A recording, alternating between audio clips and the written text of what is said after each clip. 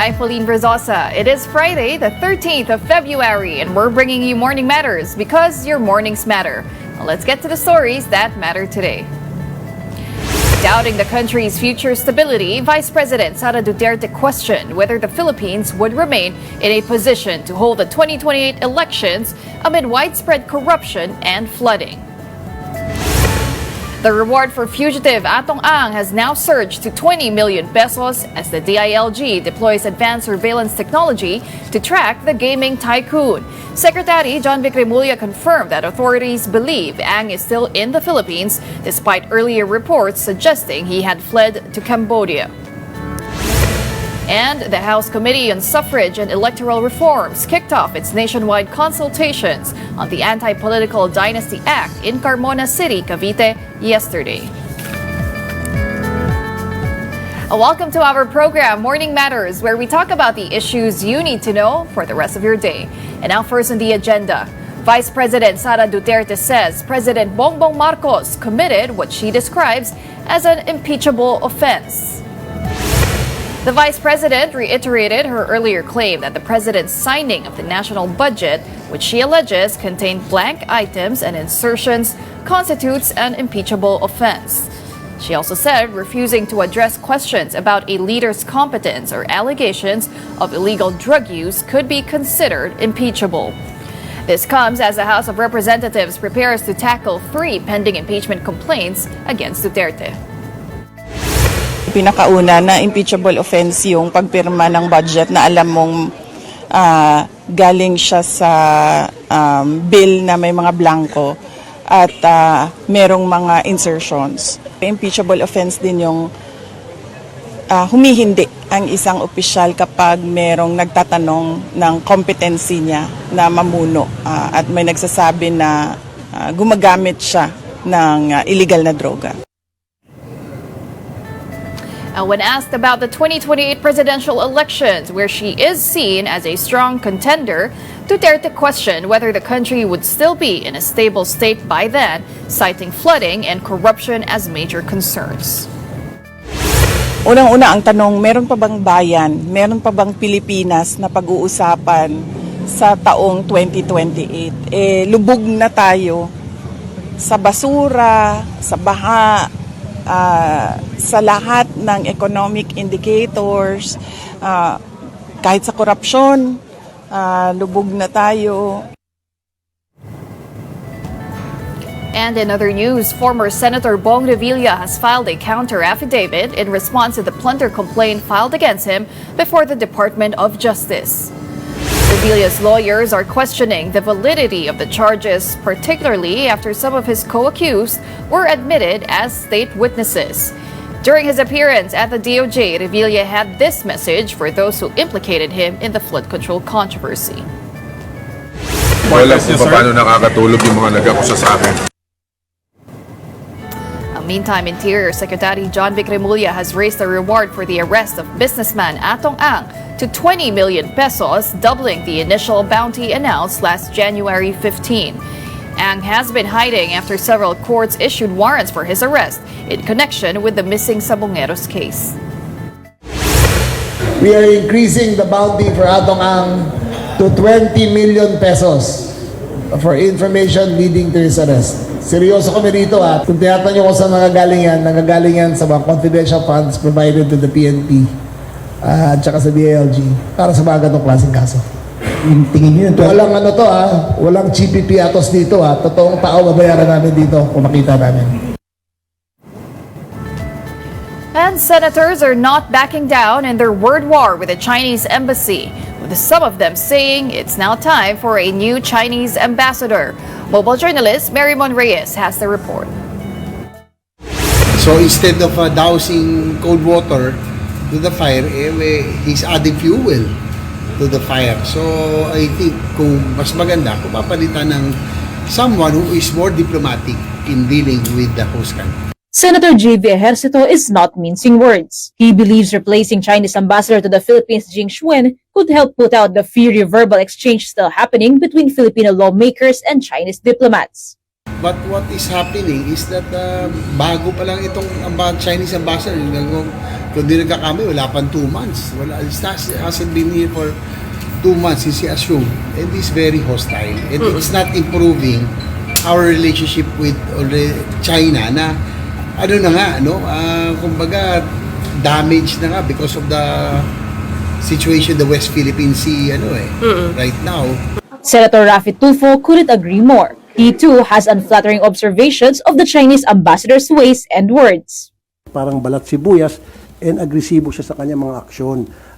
Yung kanyang reaksyon sa mga developments, sa mga nangyayari dito. I think, yeah, maybe, well, wala naman akong recommendatory power o wala akong authority para sabing palitan. Pero it will be best for the interest of the Chinese and Philippine relationship na siguro magkaroon ng bagong ambassador. It will help a lot.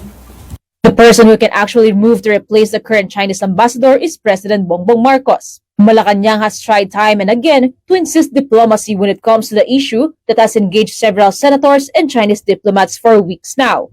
Well, si Presidente, at least, he's been diplomatic about it, no? Na sabi niya, no need for that. Pero,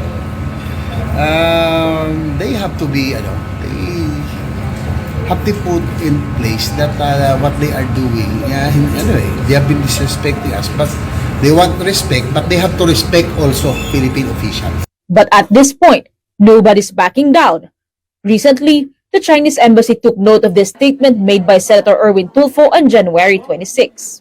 If you do not like how democracy works in this country, then you are free to leave the Philippines. Get the out. Layas. In a statement, Chinese Embassy Manila spokesperson Ji Lingpen mentioned Senate President Tito Soto and took offense at Beijing diplomats being called rude. Ji went on, quote, "You also say we are disrespectful, yet some senators labeled China as bully, called the Chinese embassy a bad guest or a troll farm. Is that what you call respect?" He also denied Soto's remark that Beijing is silencing senators. For G, the reality is there are senators intimidating their embassy, even threatening to declare them persona non grata. That, the embassy spokesman says, is what silencing looks like. Soto's response was curt. When someone triggers you to react and you do not, it's annoying. I prefer to be annoying. G is not yet done and called out Senator Kiko Pangilinan next. Pangilinan had pointed to international law and the Vienna Convention on Diplomatic Relations when the Chinese embassy rejected Senate Resolution 256. That document is a condemnation of Beijing's officials' attacks. G then called Pangilinan's response crude, a political stunt, and a desperate attempt to gain attention, and insists on pushing back. Also on his list, Senator Risa Hontiveros. G said China is committed to managing disputes through consultation and dialogue, stressing that they only respond when offended or provoked. Senators Pangilinan and Hontiveros have yet to respond to the new jab, but some of their colleagues are hitting back. Sila ang nambubuli, sila nag-water cannon sa atin, and yet nakuha pa nilang maging sensitive. Come on. Dapat kung gaano kakapal ang blip, blip, blip. Desisyon lang ng Senado yun. Kaya kung ano man yung posisyon namin, walang sino man na pwede magsabi na mali yun. Desisyon yun ng mga senador. Pero ako, personal ako, hindi ako kasama doon sa resolusyon na yun. Kapatid mobile journalist Marymon Reyes, we are One News. And on to another story, Senator Sherwin Gatchalian is pushing reforms to strengthen the licensure examination for teachers and ensure higher professional standards. Mobile journalist Marymon Reyes is back with this report. Reforms on the licensure examination for teachers is being pushed by Senator Sherwin Gatchalian. His Senate Bill number 52 seeks to amend the Philippine Teachers Professionalization Act of 1994, expanding the membership of the Board for Professional Teachers, in which recommendations were raised in yesterday's hearing of the Senate Committee on Civil Service. This includes attaining master's at the minimum or doctorate degrees as criteria to be part of the board, the nomination of board members being done by institutions, and having a representative from the indigenous people. A representative in the technical panel or in the board will ensure that test items for teacher deployed to ancestral domains are culturally sensitive and that the portfolio assessment instruments respect traditional cultural expressions and communal intellectual rights. We only recommend strongly that PRC be very, very clear as to how they actually accredit professional organizations, because as we speak now, wala po tayong accredited professional organization. So part of this redirection is to clarify within PRC paano ba mag-accredit ng professional organization, sino ba ito dapat. The bill authorizes the Professional Regulation Commission or PRC in coordination with the Teacher Education Council to prescribe the examination scope and its corresponding qualification. This with an even stricter rule. Those who do not pass the licensure exam twice are required to take refresher courses. And to ensure the readiness of upcoming teachers, the proposed measure will also require applicants to submit a portfolio showing their adherence to professional teaching standards. The bill also introduces separate exams for special needs and early childhood education on top of those administered for elementary and secondary levels. Hanggang ngayon po, ongoing ang mga trainings namin on National Early Learning Curriculum, infant and toddlers early development. So marami po kaming binibigay na training. So they're asking our teachers kung pwede daw bang i-accredit ng PRC as CPD units yung kanilang mga trainings na binibigay po ng council. However, the committee also raised the concern. What for are the efforts on the professionalization of teachers if there are teacher education institutions who are not serving quality mentorship to budding educators? Erickson Reyes of the Commission on Higher Education reports that based on their recent monitoring, 397 programs from private and public institutions are recommended for phase-out. Students affected will be allowed for transferring to other institutions recognized or accredited by CHED. Doon sa CMO or guidelines na inisyu namin previously, part of the filter is kailangan may valid COPC. Pag below 50% yung average na for the past 3 years, they will be prioritized for monitoring. And upon monitoring, tapos non-compliant sila, then they will be subjected po for a sanction, which could lead to closure of the program. Yeah, but ang concern ko, meron talagang institutions. Ni isa hindi pumapasa eh. Zero passer. Kawawa yung estudyante. Yes, there must be sanctions or else kung wala. Yes, Mr. Chair. Tuloy-tuloy lang sila. Pag private kasi, much worse because they pay tuition fee. If it's public, it's also worse because we give them budget. The full list of underperforming institutions will be given to the Senate, as well as the actions taken with the matter at hand, and the technical working group will be held on February 18, tackling the amendments to the Teachers Professionalization Act. Kapatid Mobile journalist Mary Mon Reyes, we are One News. And coming right up, the LGBT Chamber of Commerce welcomed the High Court's ruling enabling same-sex partners to secure co-ownership of jointly acquired assets. Chairperson Ron Astillas joins us to discuss more about this matter. Don't go away. Morning Matters will be back after this quick break. Keep it here on One News.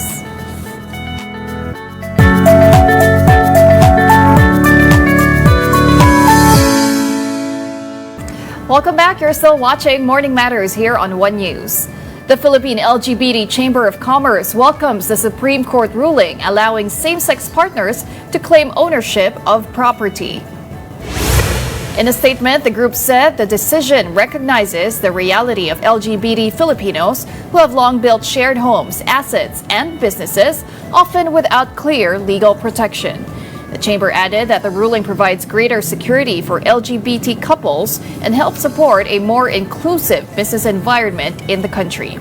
However, it also noted that more reforms are needed, including the passage of the Equality Bill, creation of an LGBT enterprise fund, incentives for queer MSMEs, and legal recognition of the right to care.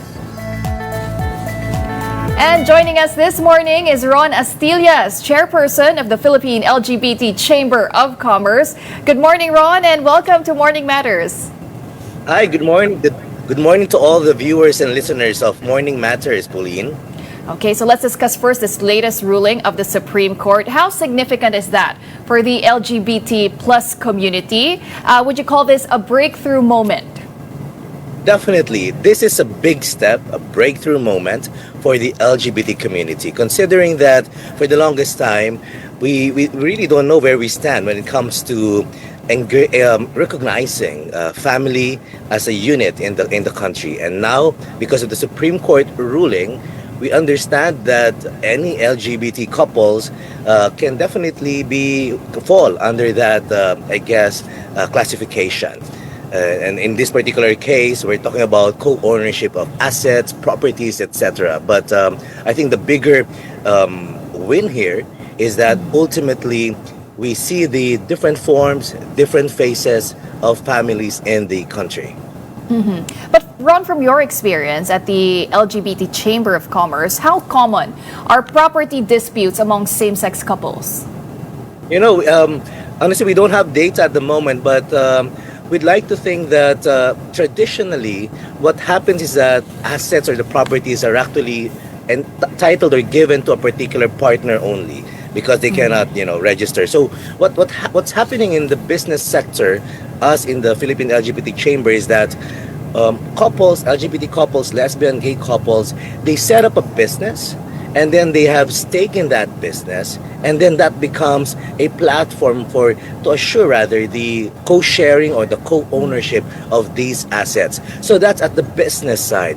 But this time around, what we've seen with the Supreme Court ruling is that you can even go beyond that, and in normal personal family matters, co-ownership exists. So I think that's a good option for us as well, or at least, in this case, a recognition for the LGBT community's contribution in building homes, in creating their own families. So I don't think it should be a less of a hindrance, or rather a hindrance for most of us. But I think it should be a step forward by recognizing the equal rights of LGBT people, not just in business, but also in day-to-day living. Okay, but the court here emphasized the need for proof of actual contribution, and that's an important caveat because in real life, couples don't really, let's say, keep formal documents, right? Receipts. They don't have all these written acknowledgments, maybe because it's taboo to discuss that. But what should couples now do differently following this ruling? I think, in a loving, embracing relationship, I think it's important to recognize through documents, through continuous, receipts. If you're paying amortization, if you're paying if you're the ones who provided the collateral and all, to document these things now, or at the same time, make sure that at certain points of your loving relationship, you manifest that relationship or that recognition that the other partner has been contributing to the building of physical homes, of physical assets, or whatever it is between the two of you throughout that relationship. So it's also a wake-up call, because when you talk about love, especially now, it's February, Valentine's Day is just around the corner. We express love in a non-physical way. We express love in varying forms and degrees. But this time, I think it will be wiser to make sure that when you are in a loving relationship, you also provide the actual documents and receipts. But Pauline, I think that's also the concern. What we really want at an equal level is the presumption of co-ownership. In heterosexual relationships, you're going to get married. Definitely, when you see when you're married or you're in that relationship, even if you don't prefer to have the union together, you always get that co-ownership treatment. But this ruling conjugal. only provides us the proof points that you have to ensure that there are documents, there are proof points that we're really contributing to the asset. So we're not yet there, but hopefully we will be receiving that presumption of co-ownership later on. That's why I think it's important to continue or start the discussion about legal or civil union. We're not talking about marriage in the religious way. We're talking about union in a civil, state-recognized manner. But as far as the LGBT Chamber of Commerce is concerned, do you still have any questions when it comes to this ruling? Are there any nuances still? Like, let's say, if the contributions aren't equal, or if one partner paid for the mortgage but the other paid for the renovations. Is that clear already, or do you still have any questions when it comes to that? The general principle is quite clear. You Okay. just have to prove that you've contributed to the asset building. That's why we're anticipating, or we're looking forward to cases being filed, or how this will be practiced by the courts. I mean, we'll leave it to the courts to decide how the division will be, but at least at the principal level, we understand that we are now recognized that regardless of the legal, acrobatics that have happened in the past, now you can simply say that I've contributed to this and these are my receipts. I've contributed to the amortization and these are my receipts. So we're okay with this. We're okay with this as a big step forward towards equality. But as we said in our statement, there are more to be done. And I think this manifests the ambition of the LGBT community to look or ask the government and other state players to be our partners, because we ourselves are contributing to economic growth. We ourselves are owners of our companies, providing livelihood, employment to people. So don't see us as, again, roadblocks towards national development, but instead look at us as partners in improving the lives of the entire country. And by doing this, or by having this mindset, we ask for more equal treatment across the board. But following this ruling, Ron, are you now more optimistic that this is a sign that the Supreme Court, the High Court, is now catching up with social realities, recognizing that same-sex couples are just like everyone else, building assets together, building lives together? Definitely. The opinion of Justice Leonen said, this is our law should be mature enough to recognize the complexities of relationships. It's 2026 now, and the vision, or the shape, I guess the unit of family has actually changed, or has actually been diversified. We're not just looking at the traditional household here. We're talking about families built by LGBT couples, families built by, for example, a grandson taking care of his or her grandparents. We're also talking about fur parents, for example. And I guess that's what he mentioned when he talked about complexities of relationships, of intimacies at this point. And his statements were really powerful in saying that same-sex relationships are normal and shouldn't be legally invisible. But Ron, do you see this ruling eventually influencing other areas down the line, let's say in terms of inheritance rights, hospital decision-making, and even adoption among same-sex couples? We hope so. We hope to keep the momentum. We hope to push forward. We hope that right to care, for example, will be implemented in some LGUs. They're already implemented in Quezon City, in particular. We hope to also have the rights experienced by majority of the Filipinos in the country at this point, because we again are also contributors to economic growth. We are your partners. We are taxpayers. So I don't think there's a difference. It's time. It's time to keep this momentum. In fact, we want this to be accelerated to ensure that we just keep on progressively moving forward, and no one should be left behind. But the court also made it clear, right, Ron, that it can only go so far without legislation. In your opinion, why do you think legislation recognizing same-sex partnerships has remained stalled for so long? What would you say are the biggest hurdles? A few things, but I think it's more of the lack of understanding of why it's important to have civil recognition applied across the board, as we say. You have the younger generation now who are more open. They continuously accept gender identities in a very diverse way, and we're hopeful of that. We're optimistic that the younger generation will help us carry through this realization, or this vision of a community that's equal for all. So I think that's what's missing: the lack of education, the lack of dialogue, and for the longest time, for example, in Congress, the Equality Bill has been there for 26 years now. I think we're like the Guinness Book World Record holder for such a long bill that has not been passed by the Senate and the lower house. So I think that as we move forward, we really need to highlight the little wins to hopefully become bigger victories for the community. Okay, so hypothetically speaking, let's say Congress were to prioritize one reform today or tomorrow. Where should they start? What do you think is the most urgent concern right now or need for the LGBT community? What we've always been saying, protection regardless of your sexual orientation, gender identity, and expression, or SOGI. The Equality Bill is a priority measure.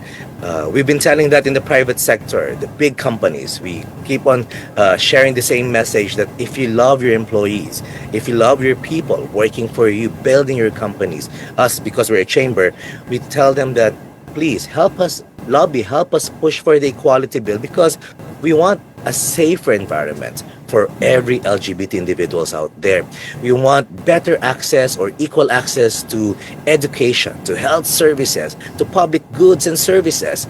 And in that sense, regardless of our identities, we believe that a society that provides these equal access to all individuals is a Philippines that we dream of, a Philippines that we will definitely realize in the coming years. So we challenge the Congress, the both houses, to make sure that the national law protecting individuals such as us in the community of LGBT people will definitely be given that national protection through the Equality Bill.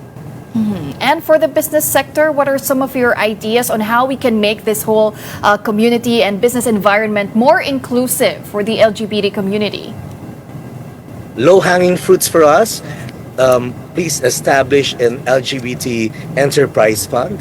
That's very easy. The government has money. We want economic activities, and we believe that the government has done that for women-led enterprises. So that's why we're saying let's diversify that. Let's also establish an LGBTQI plus enterprise fund, because as startups, as small, micro, medium enterprises, we believe that state assistance when it comes to access to finance will be beneficial, because it has a trickle-down effect, multiplier effect on employment, on livelihood. So that's one priority ask that we have been talking about now. And also, we request the incentivization of queer MSMEs, any queer-led, LGBT-led businesses. We believe that if you really want to help us and grow our businesses, and for us to go into your local areas, especially for the local government executives, please establish that enabling environment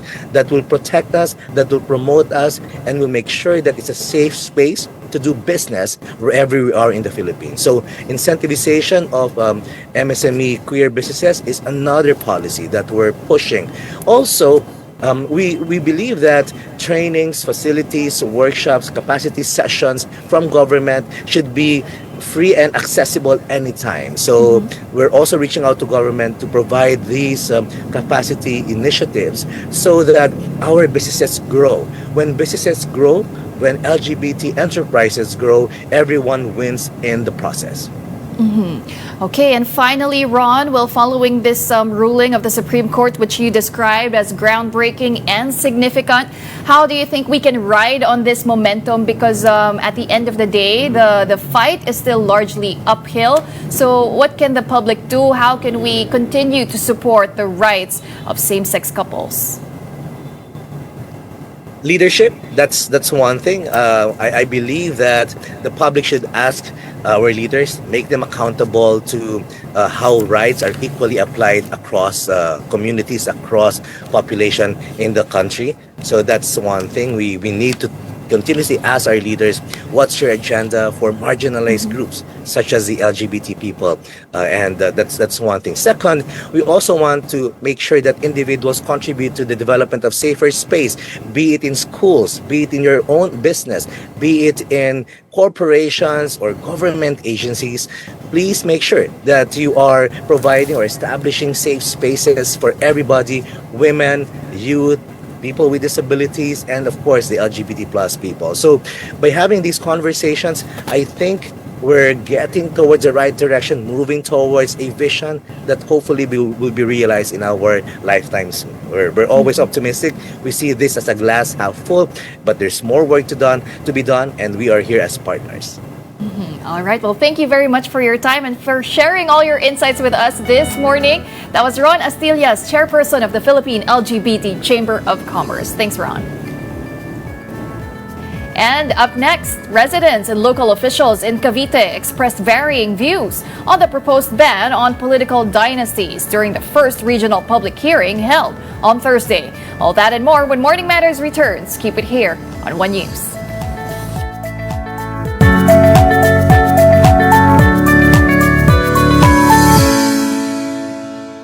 Good morning and welcome back. I'm Pauline Verzosa, and here on Morning Matters, we talk about the most pressing issues and we give you the context behind the headlines.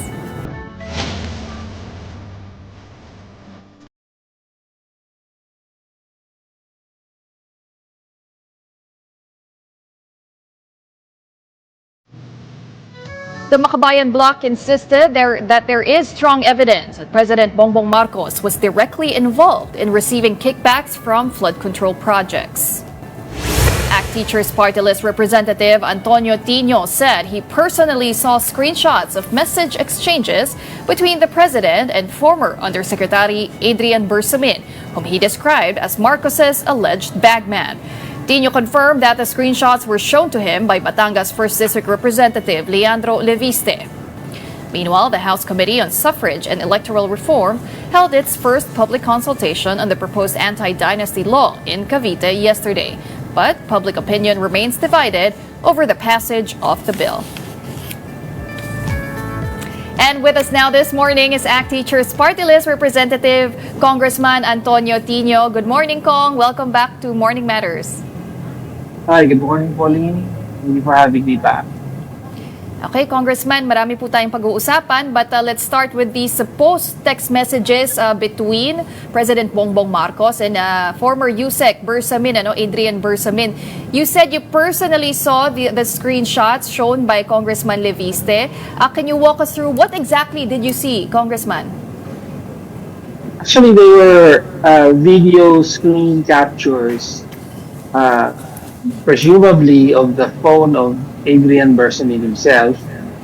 So it's like tinurn on yung screen capture sa phone and then nag-scroll through dun sa messages between, they were signal messages between PBBM and Adrian Bersamin.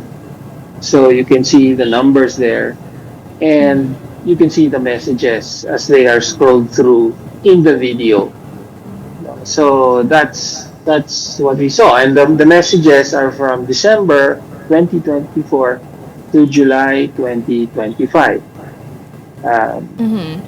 Pero Congressman, did Cong Leviste tell you how he secured a copy of this screen recording? He told us that part of when in November, Senator Ping Lacson, during a Senate session, essentially spoke in plenary and started mentioning Yusek Bernardo's part in providing the 8 billion kickback and delivering it for the president through Yusek Traiji Bolaibar, and then on to Bersamin, Adrian Bersamin. So, and then Lacson said that the president was not involved and that these people just name drop or use the name of the president. So they started panicking and assumed that everything would be pinned on them. So they started making affidavits and so on, preparing their defenses. And Yusek Adrian Bersamin went to Congressman Leviste and accomplished part of his affidavit, according to him, in Leviste's house. And he showed CCTV footage of Adrian arriving and then going into the house with him and so on and so forth. So that's part of the story of supposedly of how he got hold of this information is that some of it was prepared in his house. But taking a look at these exchanges, are you convinced, Congressman, that these are legit, that these are credible, and that based on the conversation, does it really appear that former USEC Adrian Bersamin was the personal runner or the bagman of the president? Yes, they appear very credible because, as I said, we're not just talking about one or two exchanges, but a whole series of exchanges lasting several months. No? So from December 2024 to July 2025, a lot of it is about how certain amounts are going to be used, certain amounts are being received, reported by Adrian to the president. So it's for me, I characterized Adrian Bersamin as the runner, the personal runner, bagman, and disbursing officer of the president as far as illegal kickbacks are concerned, because that's what the record showed. So they're very detailed exchanges. They mentioned a lot of details and people, places that not just anyone can invent. And the exchanges also included discussions of other matters, not necessarily just about these kickbacks and how they would be used. So in other words, it would have been very hard to fabricate these details. But at the same time, Congressman, some people are saying and are doubtful about the authenticity of this story, of these exchanges. Baka gawa-gawa lang daw po yung kwento na ito. How would you respond to that? As I said, as far as I'm concerned, they seem credible and convincing. And it was not only these messages that were shown, but also, as I said, magkasama sila. Meron talagang CCTV footage of them back in November of Adrian Bersamin going into their driveway, apparently in an SUV, alighting from the vehicle, going to the house, being met by Leviste, and then afterwards going out of the house together, and so on and so forth. So merong additional data and other pieces of evidence that tend to enhance the credibility of the messages themselves. And that brings us to our next question, Congressman. If there is strong evidence linking President Bongbong Marcos to kickbacks, why weren't they front and center during the impeachment proceedings against him? These allegations that the president ordered insertions and received kickbacks are in the complaint. As to the evidence, the intention was to present them at the proper time, and the complaints were dismissed prematurely.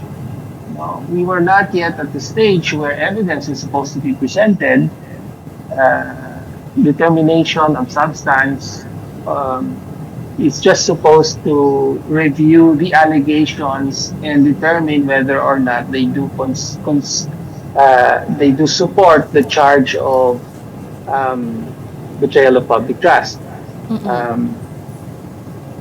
But it's also true that Leviste, actually Congressman Leviste, contacted me a day before we filed the complaint and first showed me his evidence. But at that time, he was not willing to make it public at the time for various reasons. And so we were not immediately able to include these in the complaint. Pero Pero hindi po ba ito nilaban ng complainants, Congressman? Because if this is strong evidence, then it should have been attached, right, to the complaint. And during the determination of sufficiency in substance, the members were scrutinizing it based on personal knowledge and authentic records. So were they actually attached to the complaints? No, they were not available at the time the complaint was filed. However,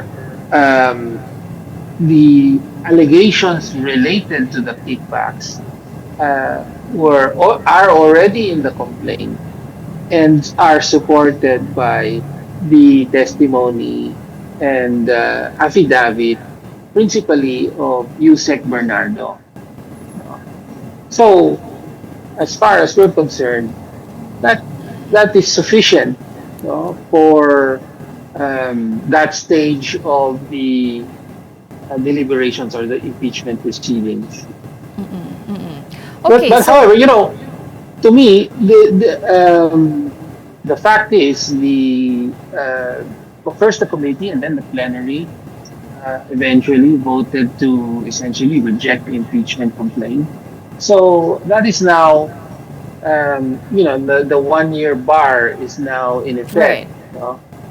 However, this issue of the evidence of the text exchanges, to me, that transcends the impeachment proceeding. We're talking about the truth of what happened, and this is strong evidence showing that the president himself, of course, knew and was at the center of this flood control corruption. And this is strong evidence of him directing insertions and giving instructions on receiving kickbacks and on how this illegal money was to be used over the course of several months. So, whether or not there is an ongoing impeachment complaint, the more important, the bigger issue here is that, well, there's strong evidence of high crimes committed by the president himself, and so the logical thing to do here would be to go to Adrian Bersanin himself and investigate him. However, not a single body, whether it's the ICI, the Blue Ribbon Committee, has never called him. Of course, Congress, any committee of Congress, or the Ombudsman, for that matter. And we're saying, why don't you ask him? And he has not actually, his name has been in the news the past few days, he has not actually made any denials as to these call them allegations that we're making. Well, these are very serious allegations, and as you mentioned, Congressman, the evidence is quite strong if they are proven true. But if you are doubtful that there would be any sound proceedings in Congress with the Ombudsman or even the ICI, then what should be the proper venue for the public to hold the president accountable regarding these allegations if they're proven true? Well, as I said, I'm calling on the Ombudsman, and we should all call on the Ombudsman. In the end, the Ombudsman is supposed to be the independent constitutional office charged with investigating corruption at all levels of government.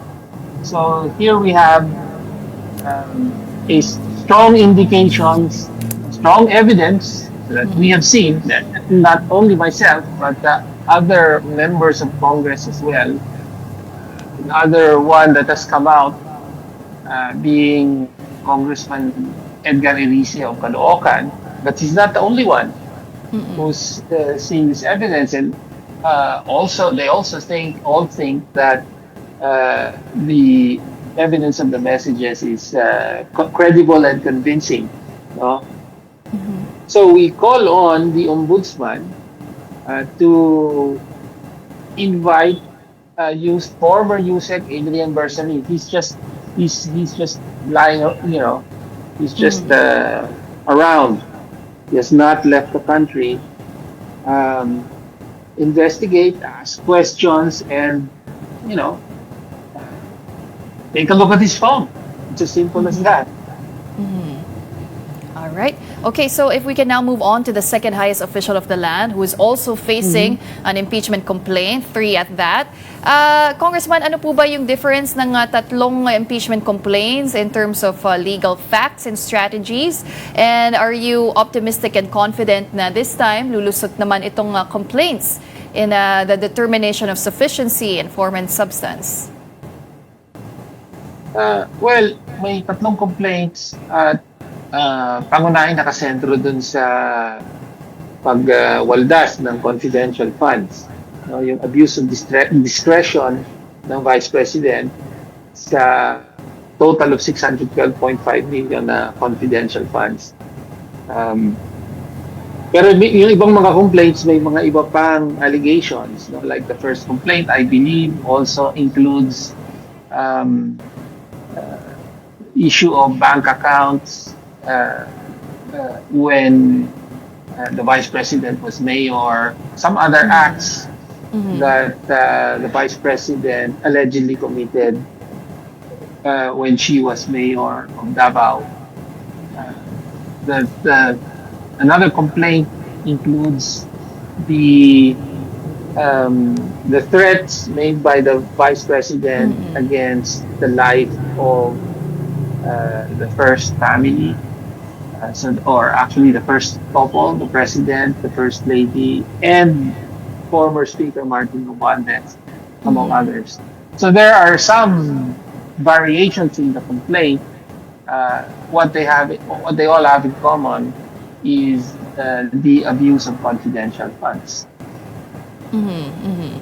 We were talking to Congresswoman Laila De Lima the other day, Kong, and like you, she agrees that the impeachment complaints against President Marcos might have been prematurely dismissed by the committee, and she even says that they're looking into grave abuse of discretion after the committee seemingly applied higher standards in the impeachment process. Would you agree with that assessment, Congressman, and how will this shape your expectations for the proceedings this time against VP Duterte? Yes, we do agree that the impeachment complaint against the President was prematurely dismissed. In fact, it was, in effect, summarily tried without proper presentation and evaluation of evidence. There was summary judgment made by the majority on the complaint against the President. So how will this affect the complaint against the Vice President? The fact that they come in one right after the other will inevitably mean that the public will compare how Congress handles the one as against the other. So makikita kagad kung may double standard na i-apply ang Kongreso. Dito sa isa, mahigpit at kahit labis nga sa hinihingi ng rules ay in-apply para lang ma-dismiss prematurely. Dito naman sa kabila, dito sa Vice President, ganun din ba ang standard na i-apply?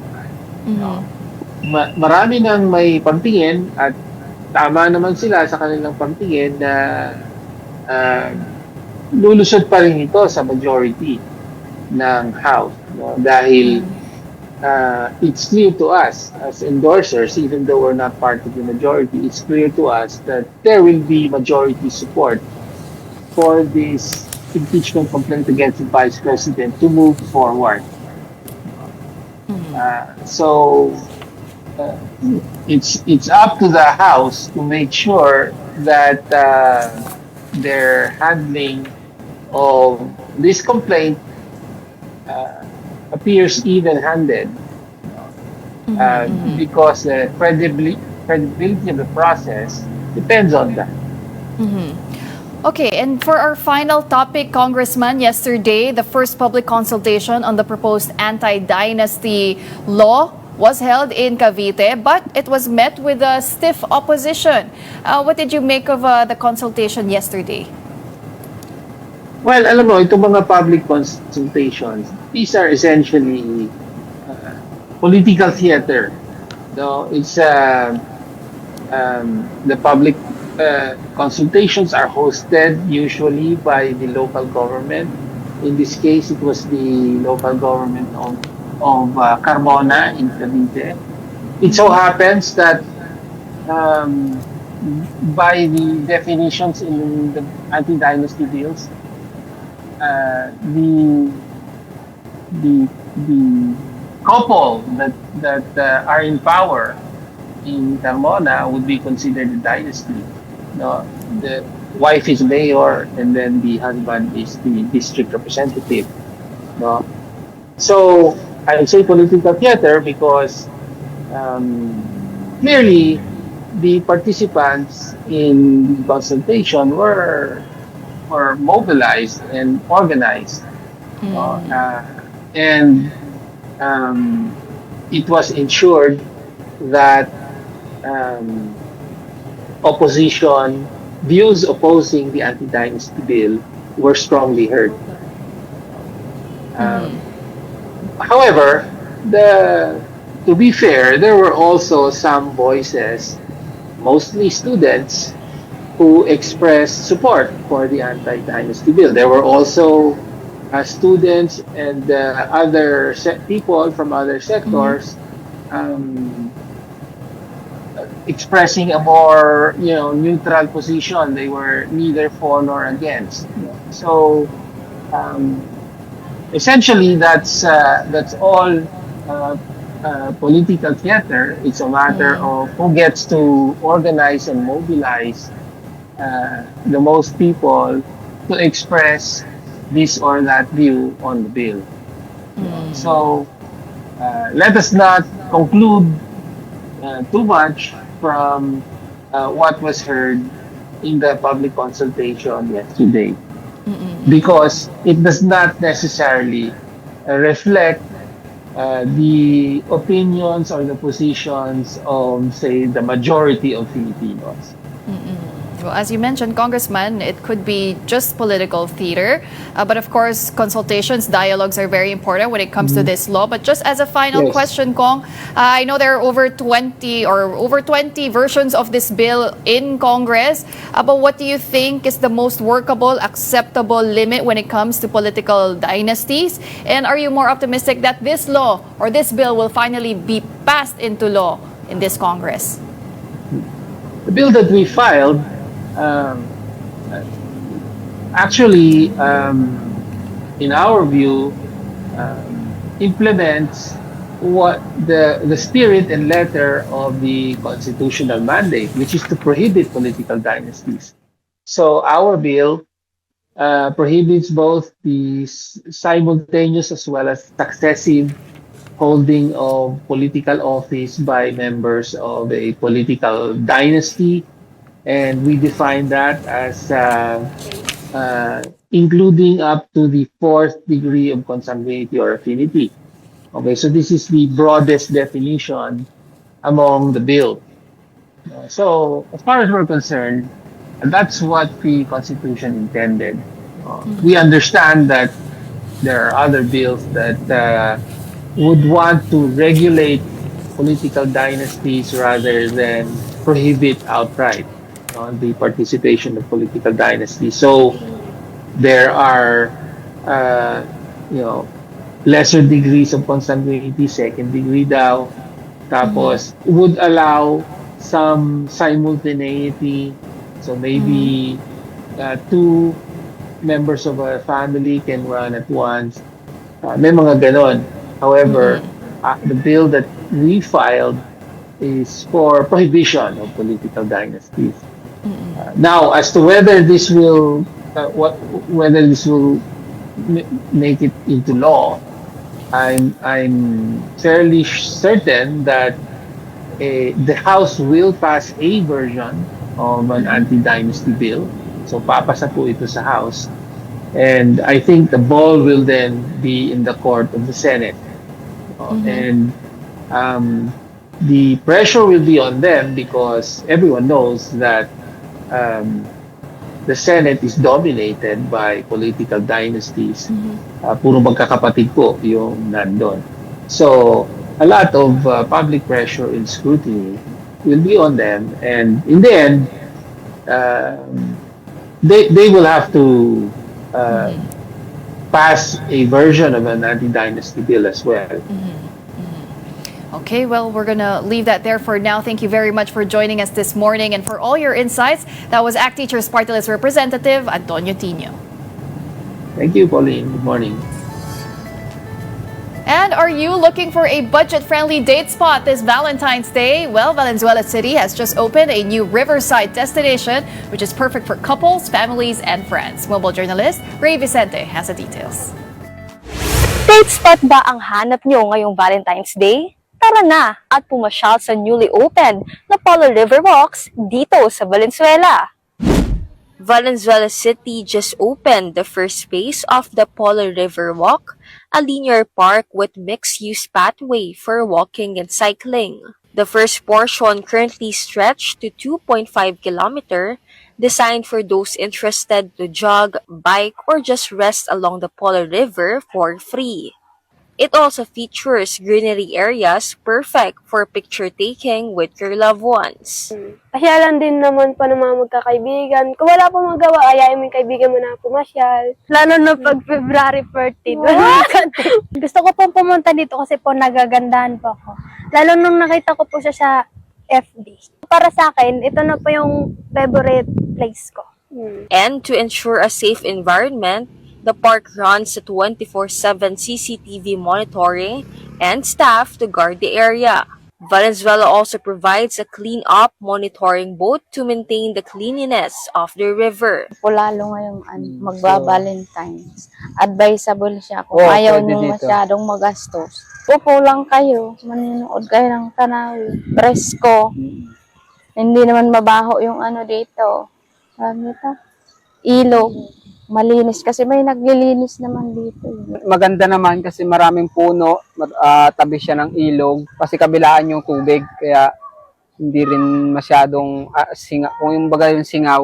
The Polo River Walk is open daily from 5 o'clock a.m. to 10 o'clock p.m. Once finished by mid-2026, the total length will stretch to 6 kilometers connecting 5 barangays.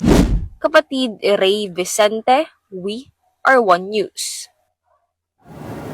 And that wraps up today's episode of Morning Matters. We hope we've given you just the right start to your morning. Let's make the day matter. I'm Pauline Verzosa. Kapatid, we are One News, all sides, all the time.